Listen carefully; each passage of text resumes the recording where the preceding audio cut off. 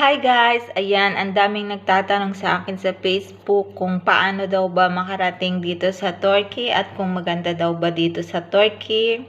So yan po ang sasagutin ko ngayon. Pero bago ang lahat, huwag niyo pong kalimutang i-subscribe ang aking channel para naman po updated kayo sa mga susunod kong video. Ayan, paano nga ba makarating dito sa Turkey? Siyempre po, mag-a-apply po kayo sa agency kung gusto nyo pong maging legal na worker dito po sa Turkey.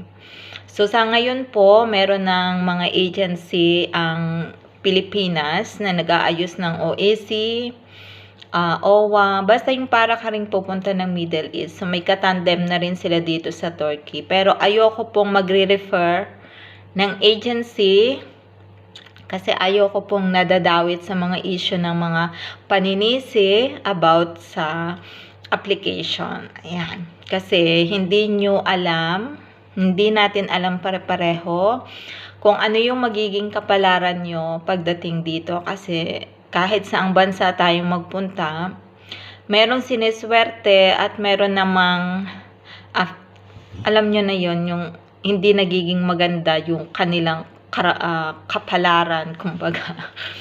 Pero I assure you na mas maganda naman dito kaysa sa Middle East kung ang usapan ay about sa kalayaan, syempre. So, paano nga ba mag-apply? Yun nga po, pupunta kayo sa agency at mag-a-apply kayo. So, syempre, may mga amo na mag-i-interview.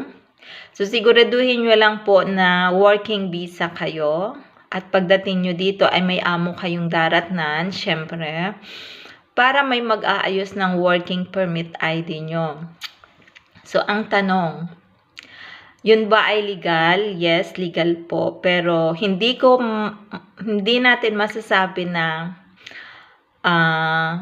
okay yon kasi depende pa rin kung magkakaigihan kayo ng amo. Kasi maraming case na pagdating dito po ay nagiging illegal kahit pumasok na isang working permit holder. Bakit? Kasi pagdating dito ay hindi sila nagkakaibigan ng amo. So, hindi nagkakasundo ng amo. Merong mga ilang linggo pa lang ay nakakaisip ng bumaba. Merong inaabot ng ilang buwan. So, kailangan mailipat ang inyong visa or working permit ID sa panibagong amo. So, kapag hindi nyo nagawa yon, syempre, ang ending nun ay magiging TNT kayo. At ngayon pong 2024, actually, nag-start ito noong last quarter yata ng 2022, na lagi pong ang mga RACPA ay nanghuhuli at nagdi-default po ng mga illegal. So, especially this year na halos lahat po ng mga sakayan ay nagbabantay na sila. Ganun sila kahigpit ngayon.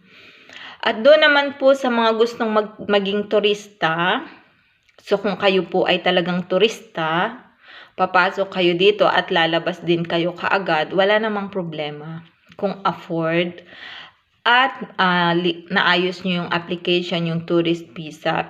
Pero, kung kayo po ay papasok dito na tourist at pinangakuan kayo na pagdating dito ay saka kayo hahanap ng amo at aayusin ang inyong papel, hindi po siya 100% na makakakuha kayo agad ng amo na mag-aayos ng inyong papel. So, ang tendency po nun ay magiging illegal din kayo.